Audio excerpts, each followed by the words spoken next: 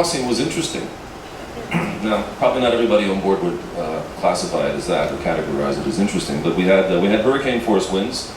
We had 80-foot seas. We know they were 80 feet because we had a wave radar on board.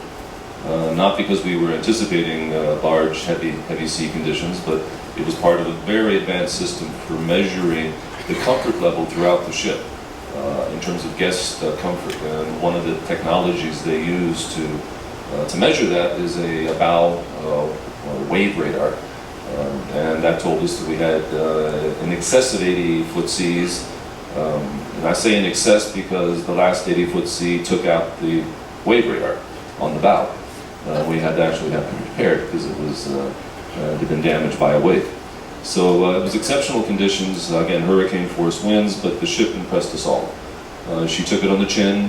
We were able, as any captain would have done in similar conditions, we had to reduce speed and steam into the waves, and that resulted in us being 2 days delayed into Port Everglades, but that was the prudent thing to do, and there was no way around this very, very deep low pressure that is quite typical for the winter in the North Atlantic. It literally put itself between the English Channel and Port Everglades, and there was no way to avoid her other than just reduce the speed and go through it. But the way the ship performed was nothing short of exceptional. Virtually all of the work that needed to go on went on. The rehearsals, even here in Studio B, the ice dancers during these extreme conditions were continuing with their rehearsals.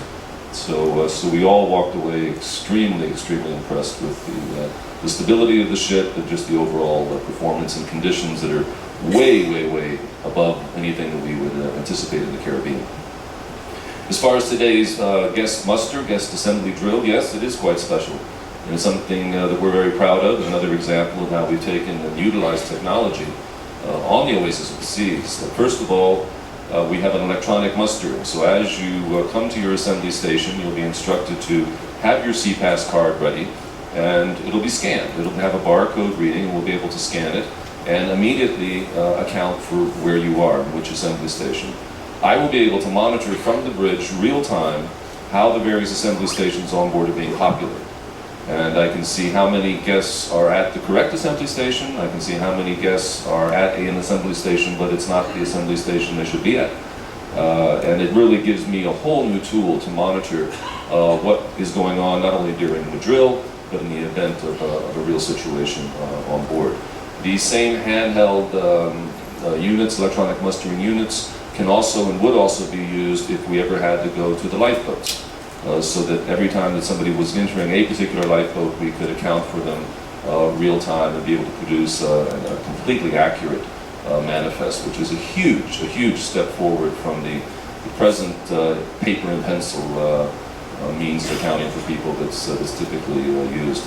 And the other good news is that you're no longer required to wear your life jacket to the assembly drill, which I think everybody enjoys. In fact, you won't even find life jackets in your staterooms. The life jackets are stored in the direct vicinity of all of the assembly stations, and again, in the event of a real situation, will be distributed at the assembly station. So that makes the drill a lot more comfortable and easier for our guests, and just as effective. We also will be using video messaging, so when you are at the assembly station, instead of having a crew member demonstrate